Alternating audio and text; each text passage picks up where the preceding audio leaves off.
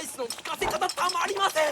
there, welcome back to another episode of Anime with Alpha. Today I'll be making the curry of life itself. This curry has a spice level so high that it can immediately wake up the unconscious person when fed a single spoonful. So as you can tell by this bowl of dried chilies in front of me, this is going to be a spicy one. For the curry recipe itself, I'm starting with a Japanese style curry, beginning with onion, ginger, and garlic.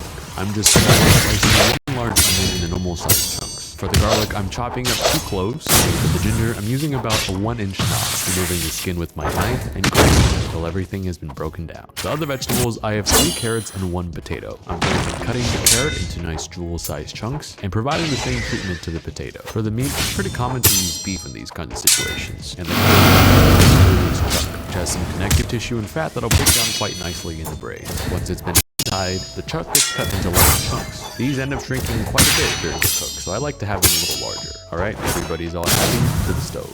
In a large Dutch oven over high heat, I'm browning the beef with a bit of cooking oil. That gets followed up by a healthy pinch of salt and a heavy dose of freshly cracked black pepper. Once that's looking pretty good, the beef exits into a bowl to rest for later. The remaining juices introduced, in go the onion. The onions hang out and stir in the pot until they started to sweat a little bit. And the garlic and ginger join them.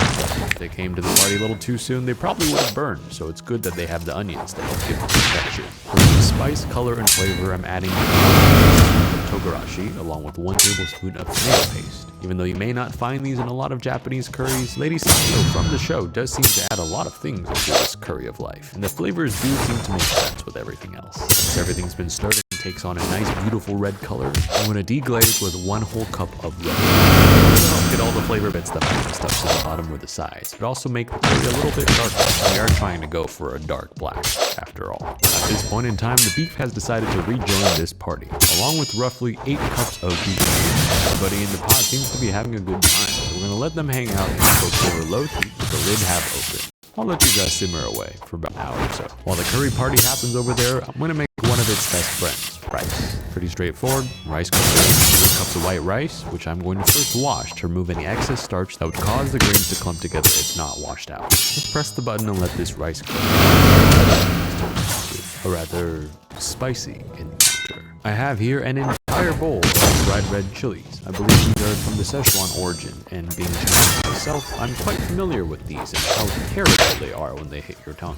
I do want to make sure I remove the stems first, because those would definitely not be pleasant to eat. As if the other parts are. As I am going through these stems, I am contemplating how much to actually use, and I decided to not kill everybody in the room, because this is the curry of life, not the curry of death. I will settle with half a bowl of dried Szechuan chilies. Fun fact, a single one of these usually makes me sweat. This is going to be rather interesting. Now, over a high flame, foreshadowing, I'm going to toast these topless chilies in a dry pan until smoky and dark. This not only removes the moisture, but also wakes up the chili's aromatic and spicy flavors, just like how this curry is supposed to wake up an almost dead person. Let's check back on this curry party, shall we? This party seems to have reduced in size, so it's time to add in a few more guests, the potatoes and the carrots. These usually come last to the party because if they go a little too early, they would have a breakdown. The water level seems a little too low, so I am topping it off with a bit of extra beef stock. But even though everybody's in there having a good time, the party can't really start until the guest of honor is here, the curry, which in this recipe will take on the form of a curry roux block, often come in packages sold at $8. Made sure I got the spiciest one. It says extra hot right there on the box. For the amount of food we have in the pot, I'm using half of the package, or 4 One way that I found useful is to put this in a giant ladle, lower it into the liquid, and slowly mix it around to let the liquid absorb into the roux before mixing with the rest of the pot. So once it's all out of the spoon, give it a good old mix, and it's pretty much ready to go. And you could totally stop at this point for a typical normal Japanese. It would be pretty delicious with some rice, but we're not doing normal today. This is the curry of life. Remember all those toasted chilies from before? Well, these are going to go into a food processor and processed until they become a very fine powder. If you don't have any sensitive people in the room, make sure to uncover the lid and blow out all of the chili aromas into the room to make them sneeze and cough. Can't really tell, but Steve, Nico, and Kendall are now feeling the effects of this